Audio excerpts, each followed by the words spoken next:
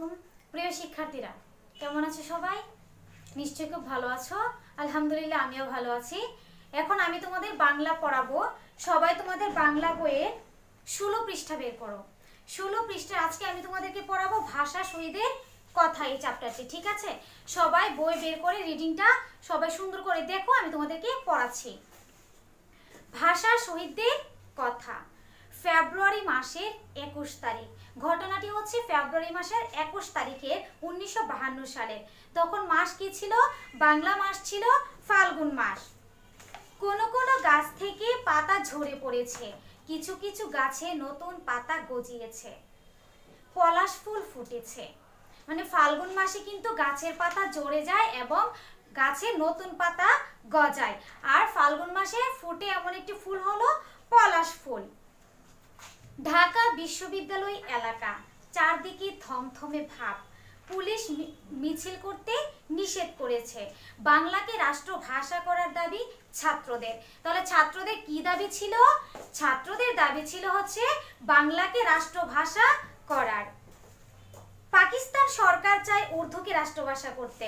যদি প্রশ্ন থাকে যে পাকিস্তানিরা কি চায়, পাকিস্তানিরা চায় উর্দুকে রাষ্ট্রভাষা করতে। বাঙালির মুখের ভাষাকে কেড়ে নিতে চায়, কিন্তু ছাত্র জনতা তা মানবে না, তারা মিছিল করবে।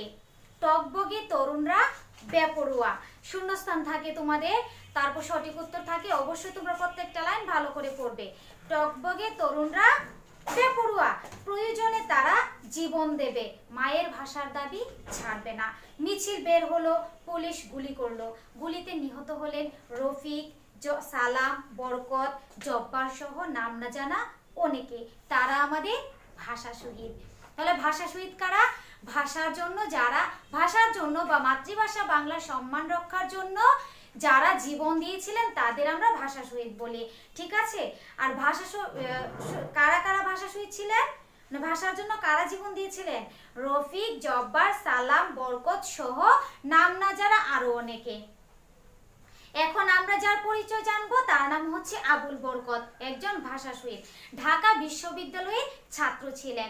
তাহলে ঢাকা বিশ্ববিদ্যালয়ের ছাত্র কে ছিলেন? আবুল বরকত। ওই দিন পড়ার টেবিল ছেড়ে ভাষার দাবিতে তিনি ছুটে এসেছিলেন, যোগ দিয়েছিলেন মিছিলে। এক সময় গুলি হলো, গুলি এসে লাগলো তার গায়ে। বন্ধুরা তাকে ভর্তি করালেন, কিন্তু তাকে বাঁচানো সম্ভব হলো না। রাতেই তিনি মারা গেলেন। তারপর হচ্ছে দেখো এখানে ছবিটি দেওয়া আছে রফিক উদ্দিন আহমেদের। রফিক উদ্দিন আহমেদ, বাড়ি মানিকগঞ্জ। কলেজে পড়াশোনা শেষ না করে এসেছিলেন ঢাকায়। তাহলে রফিক উদ্দিন আহমেদের বাড়ি কোথায়? রফিক উদ্দিন আহমেদের বাড়ি হচ্ছে মানিকগঞ্জ। ঢাকার বাদামতলিতে ছিল তার বাবার ব্যবসায়, কিন্তু ওইখানে তার মন ব্যবসায় আটকে থাকেনি।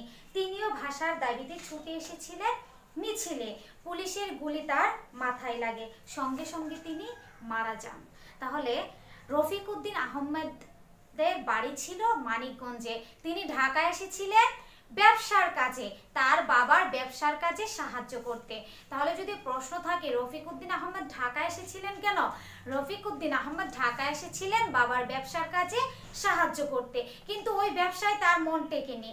তিনি ভাষা আন্দোলনে যোগ দিয়েছিলেন এবং এক মিছিলে গোলাগুলির সময় একটি গুলি এসে তার মাথায় লাগে, সঙ্গে সঙ্গে তিনি মারা যান।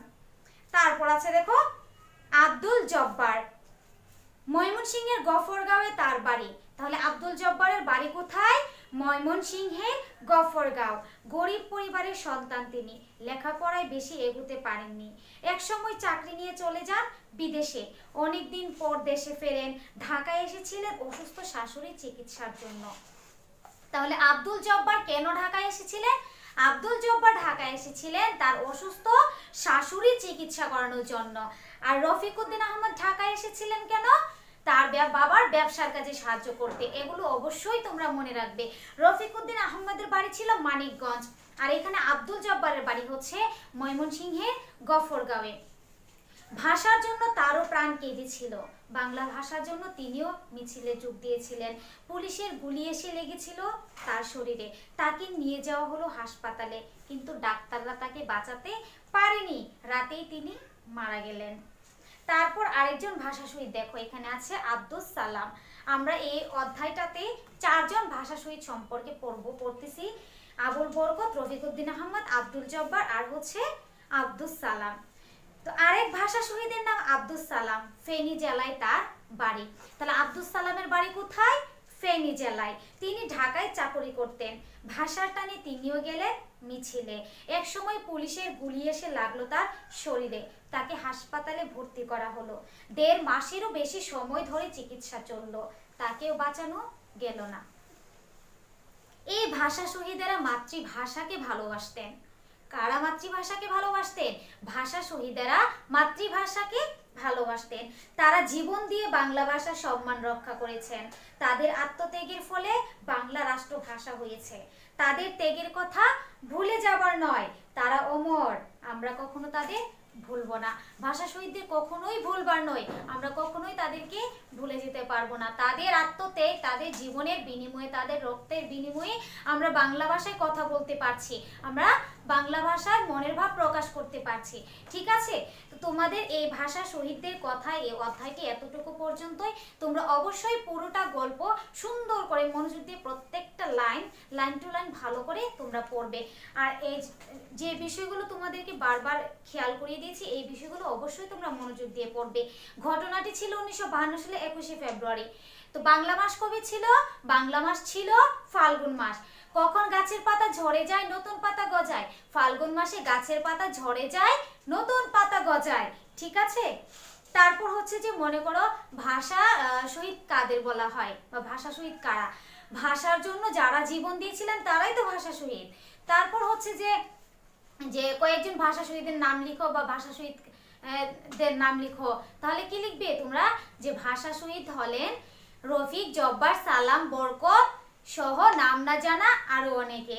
তারপর দেখো আবুল বরকত সম্পর্কে, রফিকুদ্দিন আহমদ, আব্দুল জব্বার, তারপর আব্দুল সালাম, ওদের 4 জনের সম্পর্কেও তোমাদের অবশ্যই প্রত্যেকটা বিষয় ভালো করে জানা থাকতে হবে। যেমন ঢাকা বিশ্ববিদ্যালয়ের ছাত্র ছিলেন কে? আবুল বরকত। তারপর এখানে আছে দেখো রফিকুদ্দিন আহমেদ ঢাকায় এসেছিলেন কেন? বাবার ব্যবসার কাজে সাহায্য করতে। আব্দুল জব্বার ঢাকায় এসেছিলেন কেন? তার শাশুড়ি চিকিৎসার জন্য। তারপর আব্দুল সালাম ঢাকায় এসেছিলেন কেন? তিনি ঢাকায় থাকতেন, চাকরি করতেন। তারপর যেমন আছে রফিকুদ্দিন আহমেদের বাড়ি কোথায়? মানিকগঞ্জ। তারপর আব্দুল জব্বারের বাড়ি কোথায়? ময়মনসিংহের গফরগাঁওয়ে। তারপর আব্দুল সালামের বাড়ি কোথায়? ফেনী জেলায়।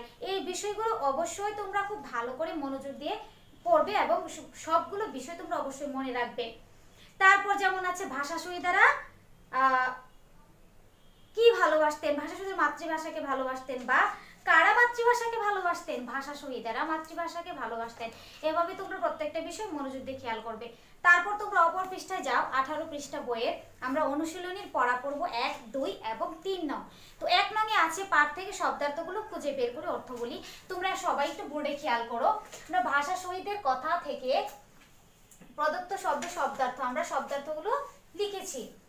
তো সবাই একটু খেয়াল করো।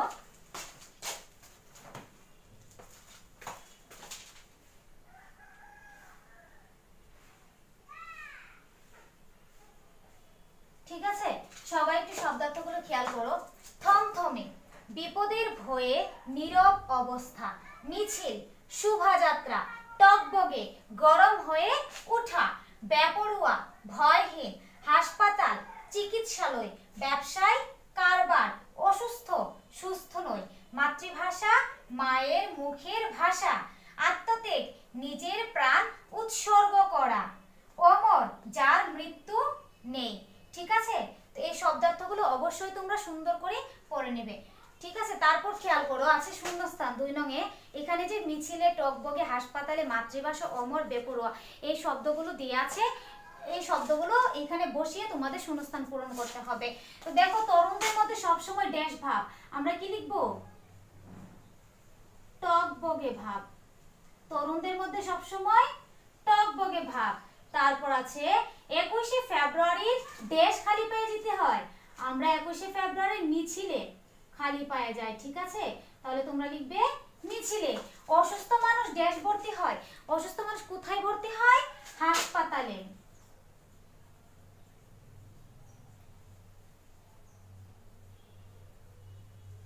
বাংলা আমাদের দেশ, বাংলা আমাদের মাতৃভাষা।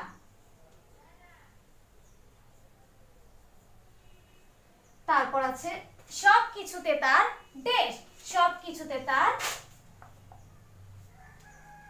দেশ ভাব, সব কিছুতে তার বেপরোয়া ভাব, মানে ভয়হীন, সে কাউকে ভয় করে না, বেপরোয়া ভাব। দেশের জন্য যারা প্রাণ দেন তারা অমর। আমরা পড়েছিলাম একটু আগে গল্পটাতে, ঠিক আছে, অধ্যায়ের যে রিডিং বুকটা দেয়া আছে, দেশের জন্য যারা প্রাণ দেন তারা অমর। তাহলে শূন্যস্থানগুলো তোমরা এভাবে সুন্দর করে লিখে নিবে। তারপর 3 নঙ্গে আছে দেখো যুক্ত বর্ণ, ঠিক আছে। যুক্ত বর্ণ তোমাদের আবারও বলি, তোমাদের অবশ্যই বাক্য তৈরিও সাথে পড়তে হবে, কারণ তোমাদের যখন যুক্ত বর্ণ থাকবে বাক্য তৈরিও সাথে থাকবে। তাহলে আমরা প্রথমে লিখে নিব যুক্ত বর্ণ, ভাঙা বর্ণ, গঠিত শব্দ, বাক্য গঠন। লিখে যুক্ত বর্ণটা আমরা ভাঙা বর্ণে ভাঙবো। এখানে 2টি বর্ণ আছে ল আর গ, এখানে তাহলে এই যুক্ত বর্ণটি দিয়ে আমরা একটি শব্দ গঠন করব, যেমন ফাল্গুন, ঠিক আছে। আমরা বাক্য গঠন করব, এখন ফাল্গুন মাস, ঠিক আছে। তারপর লিখতে পারো যে ফাল্গুন মাসে গাছের পাতা ঝরে যায়, নতুন পাতা গজায়, মানে তোমাদের মতো করে একটা সুন্দর বাক্য লিখতে পারো, ছোট এবং অর্থবোধক সুন্দর একটি বাক্য লিখবে যেন বানান ভুল কম হয়। তারপর আছে দেখো দন্ত শয় থয় সংযুক্ত, আমরা 2টি বর্ণ ভাঙলাম, এই যুক্ত বর্ণটি দ্বারা এখন একটি শব্দ গঠন করব, অসুস্থ, ঠিক আছে। সে খুব অসুস্থ, ঠিক আছে। তোমরা কেউ লিখলে এটাও লিখতে পারো যে অসুস্থ মানুষকে হাসপাতালে ভর্তি করা হয়, অসুস্থ মানুষ হাসপাতালে ভর্তি হয়, এরকম বাক্য তোমরা লিখতে পারো। তারপর আছে ময় ময় সংযুক্ত, আমরা এখানে দেখতে পাচ্ছি 2টি ম আছে, ঠিক আছে। তাহলে ম যোগ ম আমরা কি লিখবো? আম্মা, ঠিক আছে। আম্মা বা সম্মান, তোমরা লিখবে কি আম্মা আমাকে আদর করেন,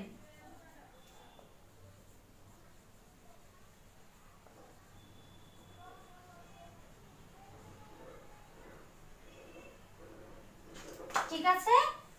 তারপর সম্মান লিখতে পারো যে বড়দের সম্মান করা উচিত বা আমরা বড়দের সম্মান করব, এরকম বাক্য লিখতে পারো। তারপর আছে মূর্ধন্য স, তার সাথে আছে ট, এর নিচে আবার রফলা আছে, তাহলে আমরা কি লিখব? রফলাটাও লিখে দিব এবং ব্র্যাকেটে বানান করে লিখে দিব রফলা, ঠিক আছে। মূর্ধন্য স, এই যে দেখো সবাই একটু খেয়াল করো, তার সাথে আছে ট, তার নিচে হচ্ছে রফলা, তাহলে আমরা প্রথমে কি লিখব? মূর্ধন্য স, তারপর লিখব ট, তারপর হচ্ছে রফলা, ব্র্যাকেটে বানান করে লিখে দিব রফলা, ঠিক আছে। এই বিষয়টা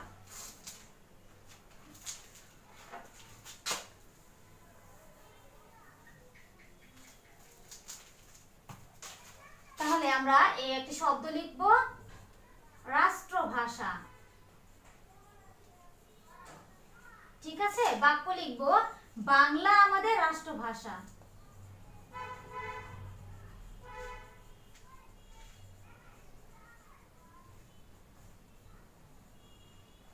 ঠিক আছে। তোমরা এভাবে সবগুলো পড়া সুন্দর করে শিখে নিবে, শব্দার্থগুলো প্রত্যেকটা শব্দার্থ সুন্দর করে বানান সহ পড়বে, শূন্যস্থানগুলো এবং যুক্ত বর্ণগুলো। অবশ্যই এই পড়াগুলো তোমরা ভালো করে মনোযোগ দিয়ে শিখে এসডব্লিউ খাতায় লিখবে। তো আজকে তোমাদের পড়া এই পর্যন্তই, পরবর্তী ক্লাসে তোমাদের সাথে আবার দেখা হবে। সেই পর্যন্ত সবাই ভালো থাকো, সুস্থ থাকো, আল্লাহ হাফেজ। আসসালামু আলাইকুম, কেমন আছো সবাই? নিশ্চয়ই খুব ভালো আছো। আলহামদুলিল্লাহ আমিও ভালো আছি। আমি এখন তোমাদের 3য় শ্রেণীর প্রাথমিক গণিত এই বইটি পড়াবো। সবাই তোমরা এই বইটি বের করো। গত ক্লাসে আমি তোমাদের সংখ্যা অধ্যায় শেষ করেছিলাম। আজকে আমরা কিছু এই অধ্যায়ের উপর কিছু সংক্ষিপ্ত প্রশ্ন করব। সবাই তোমরা একটু বোর্ডে খেয়াল করো। দেখো এখানে আমি কিছু সংক্ষিপ্ত প্রশ্ন লিখেছি। প্রথমে 1 নম্বরের সংক্ষিপ্ত প্রশ্ন হচ্ছে তোমার গণিত বইয়ের নাম কি? তোমরা সবাই একটু তোমাদের বইয়ের দিকে খেয়াল করো। দেখো তোমাদের বইয়ের নাম কি লেখা আছে। তোমাদের বইয়ের নাম হচ্ছে প্রাথমিক গণিত 3য় শ্রেণী। প্রাথমিক গণিত 3য় শ্রেণী।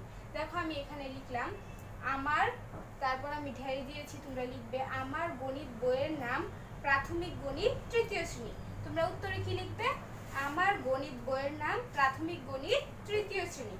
এখন দেখো 2 নম্বরের প্রশ্ন হচ্ছে, তোমার গণিত বইয়ে কতজন শিক্ষার্থীর কথোপকথন দেখানো হয়েছে? তোমরা সবাই একটু বইয়ের প্রথম পৃষ্ঠা বের করো। দেখো এখানে আছে চরিত্র ও প্রতীকের ব্যাখ্যা। এখানে দেখো দুইটা চরিত্র দেওয়া আছে, রেজা ও মিনা। কি কি চরিত্র আছে? রেজা ও মিনা। একটি ছেলের ছবি দেওয়া আছে, তার নিচে লেখা রেজা, আর এখানে একটি মেয়ের ছবি দেওয়া আছে, তার নাম হচ্ছে মিনা। এখন তোমাদের প্রশ্ন হচ্ছে, তোমাদের গণিত বইয়ে কতজন শিক্ষার্থীর কথোপকথন দেখানো হয়েছে? যখন তোমরা অঙ্ক করো, অঙ্ক করার সময় তোমরা একটু খেয়াল করো, বইয়ের 3 পৃষ্ঠায় একটু খেয়াল করো। দেখো এখানে 2 জনের কথোপকথন মানে আলাপ আলোচনা দেখানো হয়েছে। একটি ছেলের ছবি দেওয়া আছে, একটি মেয়ের ছবি দেওয়া আছে। ছেলেটি হচ্ছে রেজা এবং মেয়েটি হচ্ছে মিনা। তাদের কথোপকথন কি দেখানো হয়েছে? তাহলে তোমরা কি লিখবে? আমার গণিত বইয়ে 2 জন শিক্ষার্থীর কথোপকথন দেখানো হয়েছে। 2 জনের নাম কি? রেজা ও মিনা। তোমরা কি লিখবে? আমার গণিত বইয়ে 2 জন রেজা ও মিনা শিক্ষার্থীর কথোপকথন দেখানো হয়েছে। এখন দেখো 3 নম্বরে আছে, তোমার গণিত বইয়ের নীতি বাক্যটি লিখো। তোমার গণিত বইয়ে সবাই একটু শেষ পৃষ্ঠা দেখো। শেষ পৃষ্ঠায় দেখো একটি নীতি বাক্য আছে। নীতি বাক্যটি কি? আয় বুঝে ব্যয় করো। নীতি বাক্যটি কি? আয় বুঝে ব্যয় করো। তোমরা সবাই লিখবে, আমার গণিত বইয়ের নীতি বাক্যটি হলো আয় বুঝে ব্যয় করো। কি? আয় বুঝে ব্যয় করো। এখন দেখো 4 নম্বরে আমি একটি প্রশ্ন লিখেছি, 999 থেকে 1 বেশি সংখ্যাটি কত? 999 থেকে 1 বেশি সংখ্যাটি কত? তোমরা লিখবে 999 থেকে, অঙ্কে আমরা অধ্যায় ভিত্তিক অঙ্কে যেভাবে করেছি সেভাবেই লিখবে। 999 থেকে 1 বেশি সংখ্যাটি হলো, তারপর তোমরা ব্র্যাকেটে 999 এর সাথে 1 যেহেতু বেশি বলছে তাহলে আমরা কি করব? যোগ করব। আর যদি কম বলে তাহলে আমরা বিয়োগ করি, তাহলে এখানে আমরা যোগ করব। তাহলে 999 যোগ 1 সমান সমান কত হয়? 1000 হয়। তোমরা এটা রাফ করে এখানে উত্তর লিখবে 1000, তারপর নিচের লাইনে তোমরা লিখবে উত্তর 1000। ঠিক আছে? এখন দেখো 5 নম্বরে আছে অঙ্কে লিখো। অঙ্কে কিভাবে লিখতে হয়? 8212। কত? 8212। তোমরা অঙ্কে মানে সংখ্যায় লিখবে, যেহেতু 12 আছে তোমরা লাস্টে কি একক আর দশকের ঘর মিলে লিখবে 12। বলেছে 200, তার মানে 100 ঘরে কত লিখবে? 2, এবং 8000, হাজারের ঘরে কত লিখবে? 8। তাহলে কত হলো? 8212। এখন দেখো আমরা 6 নম্বর দেখব। 6 নম্বরে কি আছে?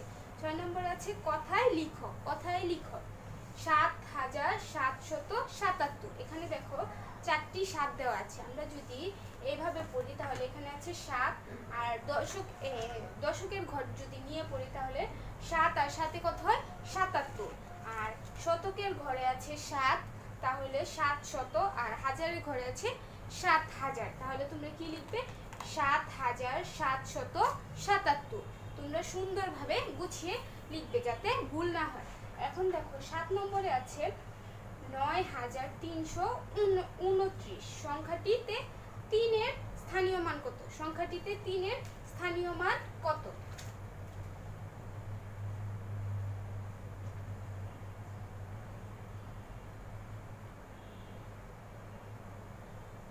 সংখ্যাটিতে 3 এর স্থানীয় মান কত? আমরা স্থানীয় মান কিভাবে পড়ি? ডান পাশ থেকে পড়ি। তাহলে এটা যদি 9 যদি একক হয়, একক, দশক, শতক, 3 কি হবে? শতক। তাহলে আমরা 3 এর স্থানীয় মান কত লিখব? শতক। এখন দেখো 8 নম্বরে আছে 5978। 5000, হাজারের ঘরে 5 আছে, শতকের ঘরে 9 আছে, তাহলে কত হলো? 5900। 7 আর 8 মিলে কত হয়? 78। তাহলে 5978 সংখ্যাটিতে দশক স্থানীয় অঙ্কটি কত? এখানে দেখো দশকের ঘরে কত আছে? এটা হচ্ছে একক, এককের পরের সংখ্যাটা কি? দশক, দশকের ঘরে তাহলে কত আছে? 7। আমরা লিখলাম উত্তর 7। এখন দেখো 9 নম্বরে আছে 52 শতক সংখ্যাটি কত? মানে শতক বলতে আমরা 100 কে বুঝি। এখানে আছে 52 শতক, তাহলে আমরা কি করব? 52 সাথে 100 গুণ করব। দেখো আমরা উত্তরের জায়গায় লিখেছি 52 গুণ 100। আমরা অঙ্কে যেভাবে করেছি সংক্ষিপ্ত প্রশ্নে আমরা ঠিক সেইভাবেই করব। 52 গুণ 100 হবে 5200। আমরা যদি এটা গুণ করি, রাফ হিসেবে গুণটা করব, গুণ করার পর 5200 বের হবে এবং উত্তর লিখব উত্তর 5200। এখন দেখো 10 নম্বরে আছে 390 এ 10-এর কয়টি দল আছে? 390 এ 10-এর কয়টি দল আছে? আমরা জানি দল হিসেবে প্রশ্ন করলে কি সেটা ভাগ হবে। যদি বলে সংখ্যাটি কত, 52 শতক, মানে 52টি শতক আছে, মানে 52টি 100 আছে, তাহলে আমরা 52 সাথে 100 গুণ করব। আর যদি বলে 390 এ 10-এর কয়টি দল আছে বা 520 এ 10-এর কয়টি দল আছে, তাহলে আমরা কি করি? ভাগ করি। তাহলে আমরা কি করব? 390 ভাগ 10 কত দিয়ে ভাগ করব? যে যত এর দল আছে, তাহলে এখানে 10 আছে, আমরা লিখব 10। তাহলে এখানে আমাদের টি লিখতে হবে, কারণ এখানে প্রশ্নে চেয়েছে কয়টি দল আছে। আমরা লিখব 390 ভাগ 10 ব্র্যাকেটের পরে, তারপরে লিখব টি, বের হবে 39টি, উত্তর 39টি। আমরা কি রাফ করে উত্তরটা এখানে বসিয়ে দেব।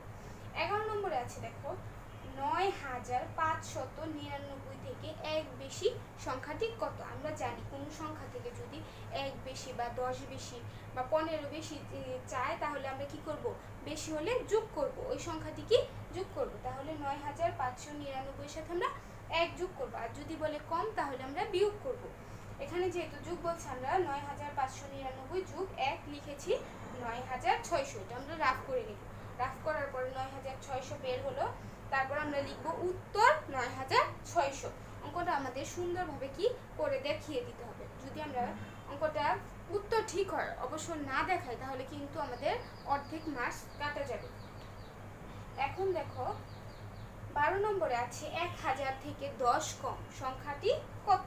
1000 থেকে 10 কম। আমরা অঙ্ক যখন করেছিলাম তখন আমরা বলেছিলাম বেশি হলে যোগ হবে, কম হলে বিয়োগ হবে। এখানে আছে 1000 থেকে 10 কম সংখ্যাটি কত? তাহলে আমরা কি করব? 1000 থেকে 10 বিয়োগ করব।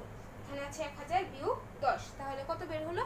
990, উত্তর 990। এভাবে দেখো আমরা 1 থেকে 12 পর্যন্ত সংক্ষিপ্ত প্রশ্ন করলাম।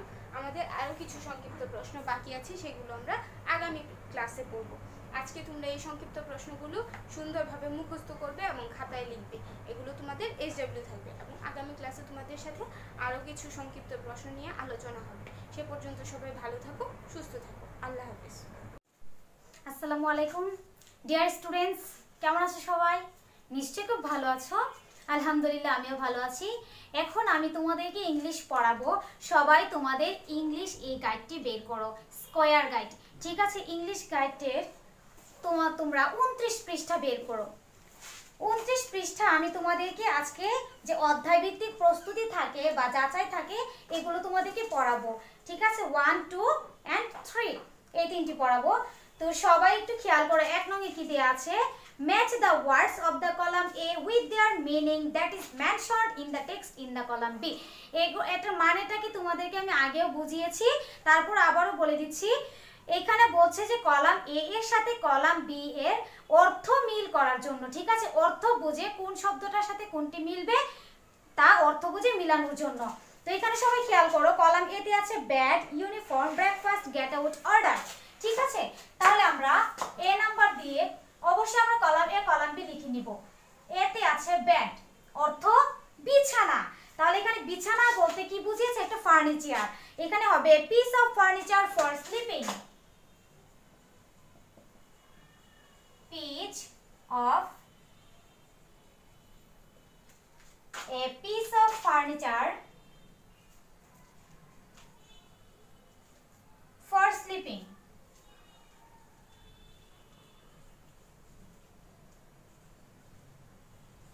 ঠিক আছে, তাহলে piece of furniture for sleeping মানে ঘুমানোর জন্য যে একটা ফার্নিচার বাসবাব, এটা হচ্ছে বেড।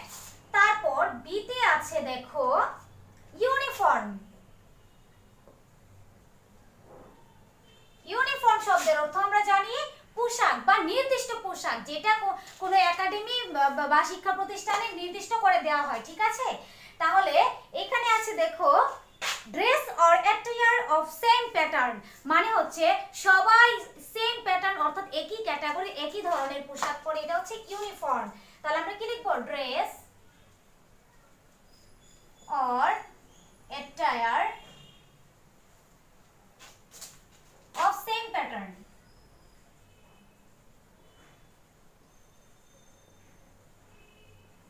ঠিক আছে, তারপর আছে দেখো সিতে breakfast.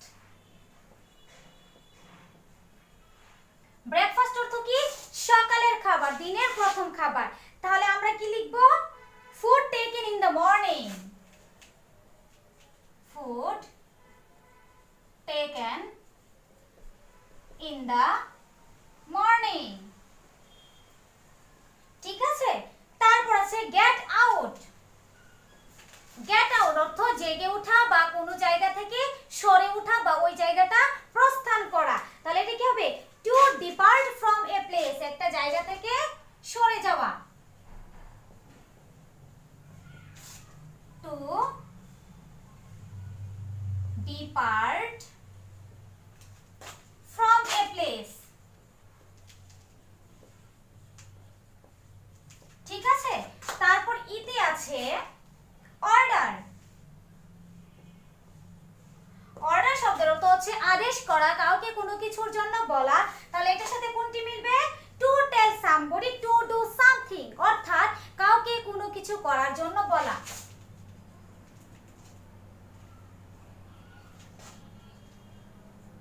Two tell somebody to do something. ঠিক আছে, এভাবে তোমরা এক লগের যে ম্যাচগুলো আছে অর্থাৎ ম্যাচটা মিলানো তোমরা এভাবে মিলাবে। ঠিক আছে, কলাম এ এর সাথে column B. Bed, a piece of furniture for sleeping, uniform, dress or attire of same pattern. Breakfast, food taken in the morning. Get out, to depart from a place. Order, to tell somebody to do something. তারপর দেখো 2 নং-এ কি দেয়া আছে?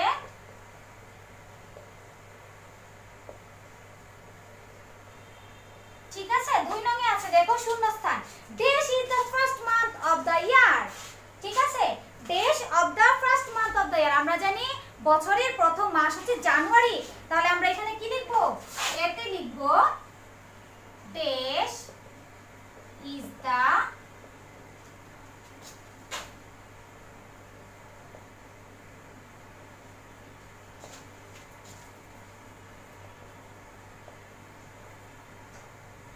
তাহলে আমরা এখানে কি লিখব? Dash is the first month of the year. জানুয়ারি। জানুয়ারি হচ্ছে বছরের প্রথম মাস। ঠিক আছে, তারপর বি তে আছে মে dash 31 days. May dash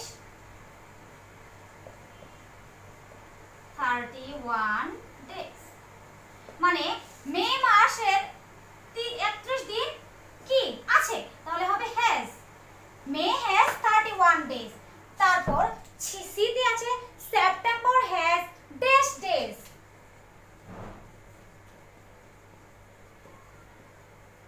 September has dash days. তাহলে সেপ্টেম্বর কত দিনে? আমরা জানি সেপ্টেম্বর 30 দিনে। তাহলে আমরা এইভাবেও 30 লিখতে পারি বা বানান করেও লিখতে পারি। ঠিক আছে, তারপর ডি তে আছে দেখো December is the last month of the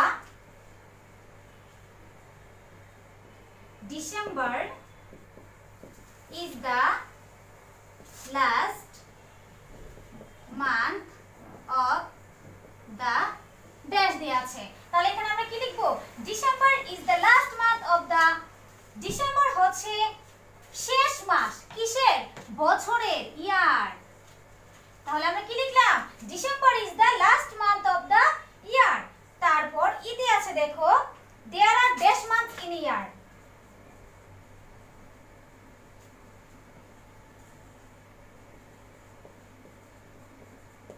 months in a year, অর্থাৎ there are আছে months in a year, বছরে মাস কয়টি? আমরা জানি বছরে 12টি মাস আছে। তোমরা এইভাবে সংখ্যায়ও লিখতে পারো, আবার যদি কেউ চাও তাহলে 12 বানান করে লিখতে পারো, TWELVE 12। ঠিক আছে, এভাবেও লিখতে পারো। তাহলে আবার একটু খেয়াল করো, dash is the first month of the year. January, January is the first month of the year. May has 31 days. September has 30 days. December is the last month of the year. There are 12 months in a year. এভাবে তোমরা সবগুলো পড়া খুব সুন্দর করে পড়ে নিবে। ঠিক আছে,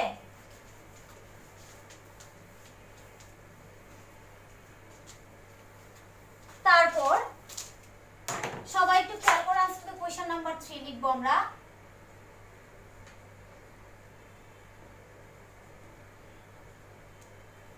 ঠিক আছে, এখানে এ নম্বরে আছে দেখো get bed out don't of. তাহলে আমরা এই বাক্যটি পড়ে যদি সাজাই তাহলে কি হবে, রিঅ্যারেঞ্জ করতে বলেছে। গেট ডোন্ট আছে, তাহলে ডোন্টটা আগে হবে আর প্রথম লেটারটা অবশ্যই ক্যাপিটাল লেটার হবে। Don't get out of bed.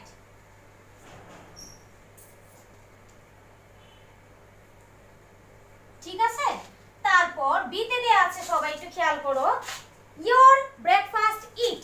তাহলে কি হবে, ভার্বটা আগে আসবে, ইট, ইটা ক্যাপিটাল লেটার হবে, ইট ইওর ব্রেকফাস্ট। ঠিক আছে, তারপর সিতে আছে দেখো ইওর পুট ইউনিফর্ম অন। তাহলে কি হবে, put on, put on your uniform. তারপর দিতে আছে বেড গেট অফ আউট। তোমরা কি লিখবে, get out of bed.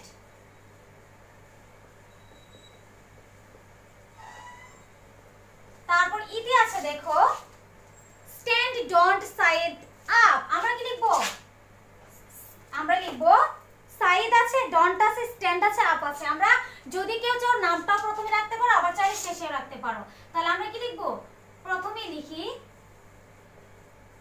Side don't stand up.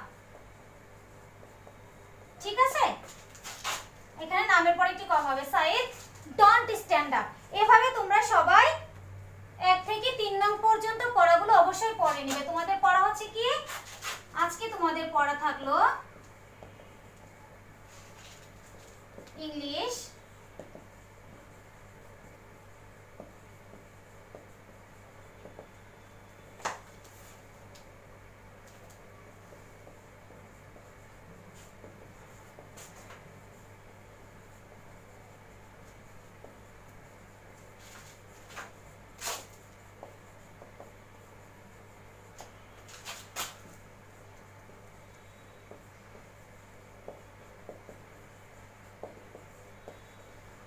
ঠিক আছে।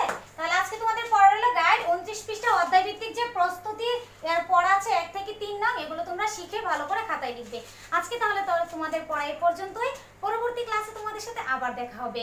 সেই পর্যন্ত সবাই ভালো থাকো, সুস্থ থাকো। আল্লাহ হাফেজ। আসসালামু আলাইকুম, কেমন আছো সবাই? নিশ্চয়ই খুব ভালো আছো। আলহামদুলিল্লাহ, আমিও ভালো আছি। আমি এখন তোমাদের 3য় শ্রেণীর প্রাথমিক বিজ্ঞান বইটি পড়াবো। সবাই তোমরা এই বইটি বের করো। গত ক্লাসে আমি তোমাদের সংক্ষিপ্ত প্রশ্ন ও কাঠামোবদ্ধ প্রশ্ন পড়িয়েছিলাম প্রথম অধ্যায়ের উপর। আজকে আমরা কিছু শূন্যস্থান ও বাম পাশ ডান পাশ করবো, মানে মিলকরণ করবো। তোমরা সবাই একটু বোর্ডে খেয়াল করো। দেখো এখানে আমি কিছু শূন্যস্থান লিখেছি। আমাদের 2 নম্বরে শূন্যস্থান থাকে। দেখো এখানে আছে ক নম্বরে, এটা হচ্ছে 2 নম্বর। ক নম্বরে আছে ঢের সবকিছু নিয়েই আমাদের পরিবেশ। ঢের সবকিছু নিয়েই কি আমাদের পরিবেশ। আমরা যখন রিডিং পড়েছিলাম তখন আমরা কি পড়েছিলাম, চারপাশে সবকিছু নিয়েই আমাদের পরিবেশ। তাহলে আমরা এখানে শূন্যস্থানে কি লিখব, চারপাশের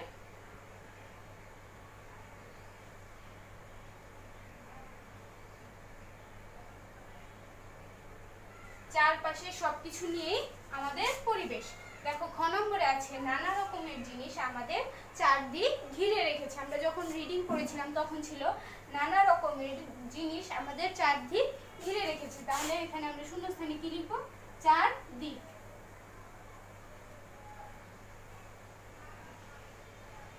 নানা রকমের জিনিস আমাদের চারদিক ঘিরে রেখেছে। গ নম্বরে হচ্ছে পরিবেশের উপাদানকে ঢের ভাগে ভাগ করা যায়। আমরা কি পড়েছিলাম, আমরা পড়েছিলাম পরিবেশের উপাদানকে 2 ভাগে ভাগ করা যায়। এখানে দেখো আমরা লিখব 2। কত লিখব, 2। তারপর দেখো ঘ নম্বরে আছে যেগুলো মানুষের তৈরি নয় সেগুলো কি, প্রাকৃতিক উপাদান। যেগুলো মানুষ তৈরি করে না সেগুলো কিসের উপাদান, প্রাকৃতিক উপাদান। আমরা লিখব প্রাকৃতিক উপাদান।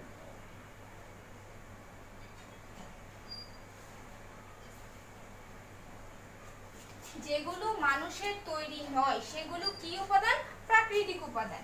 এখন দেখো ঙ নম্বরে আছে গাছপালা, পশু পাখি ও সূর্যের আলো ঢের পরিবেশের উপাদান। এগুলো কোন পরিবেশ পরিবেশের উপাদান। আমরা পড়েছি পরিবেশ হচ্ছে দুইটা, কি কি? প্রাকৃতিক পরিবেশ ও মানুষের তৈরি পরিবেশ। এখানে আছে গাছপালা, পশু পাখি ও সূর্যের আলো। এগুলো কোন পরিবেশের উপাদান? মানুষের তৈরি না প্রাকৃতিক? এগুলো প্রাকৃতিক পরিবেশের উপাদান, কারণ এগুলো মানুষ তৈরি করতে পারে না। তাহলে আমরা শূন্যস্থানে লিখব প্রাকৃতিক পরিবেশের উপাদান। শূন্যস্থানে আমরা কি লিখব? প্রাকৃতিক। দেখো পরে 6 নম্বরে আছে মানুষের তৈরি সকল ঢেস নিয়ে মানুষের তৈরি পরিবেশ। মানুষের তৈরি সকল কি নিয়ে মানুষের তৈরি পরিবেশ? উপাদান। তাহলে আমরা এখানে লিখব সকল উপাদান নিয়ে মানুষের তৈরি পরিবেশ।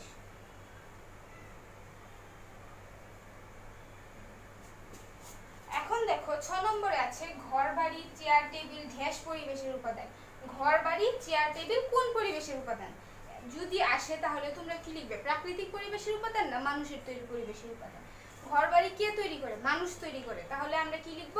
ঘর বাড়ি, চেয়ার টেবিল মানুষের তৈরি পরিবেশের উপাদান। আমরা এখানে লিখব মানুষের তৈরি।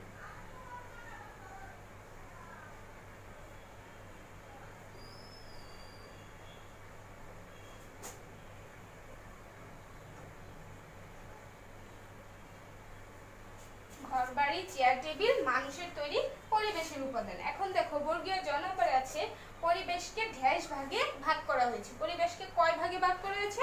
2 ভাগে। তাহলে আমরা এখানে লিখব পরিবেশকে 2 ভাগে ভাগ করা হয়েছে। দেখো আমরা এখান থেকে কিছু শূন্যস্থান পড়লাম, এগুলো আমাদের SW থাকবে। এই শূন্যস্থানগুলো আমরা রিডিং থেকে পড়েছি। এগুলো ছাড়াও যদি বাড়তি কোনো শূন্যস্থান আসে তোমরা যাতে সুন্দরভাবে লিখতে পারো, সেই জন্য তোমরা রিডিংটা আরও ভালো করে পড়বে এবং বুঝে পড়বে, যাতে তোমাদের রিডিং থেকে যাই আসুক না কেন তোমরা যাতে সুন্দরভাবে লিখতে পারো। এগুলো আমরা কিছু নমুনা প্রশ্ন লিখেছি, এগুলো দেখে তোমরা কি রিডিংটা কিভাবে প্রশ্ন তৈরি করতে হয়, কিভাবে শূন্যস্থান তৈরি করতে হয় সেগুলো শিখবে এবং কি রিডিং আরো ভালো করে পড়বে। এখন দেখো আমাদের শূন্যস্থান শেষ, এখন আমরা কিছু বাম পাশ ডান পাশ করব। সব দেখো কিছু বাম পাশ ডান পাশ এখানে লেখা হয়েছে, তোমরা সবাই একটু খেয়াল করো। ক নম্বরে আছে চারপাশে সবকিছু মিলেই তৈরি হয়েছে। দেখো আমরা ডান পাশ থেকে একটি বাক্য নিয়ে কি এই বাক্যটির সাথে মিলাবো। দেখো এখানে আছে চারপাশে সবকিছু মিলেই তৈরি হয়েছে। আমরা রিডিং এ যখন পড়েছিলাম তখন কি পড়েছিলাম সবাই একটু খেয়াল করো। চারপাশে সবকিছু মিলেই তৈরি হয়েছে আমাদের পরিবেশ। আমরা কি পড়েছিলাম? চারপাশে সবকিছু মিলেই তৈরি হয়েছে আমাদের পরিবেশ। তাহলে আমরা এটা কিভাবে লিখবো? আমরা উত্তর লেখার সময় আমরা কি করব? লিখব ক যোগ কত নম্বরে আছে? 6 নম্বরে আছে। তাহলে আমরা লিখব ক যোগ 6। তারপর আমরা লিখব ক নম্বরে কি আছে? চারপাশের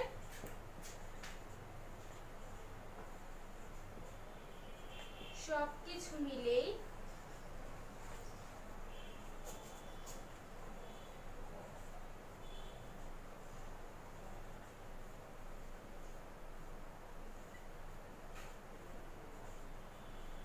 তৈরি হয়েছে আমাদের পরিবেশ।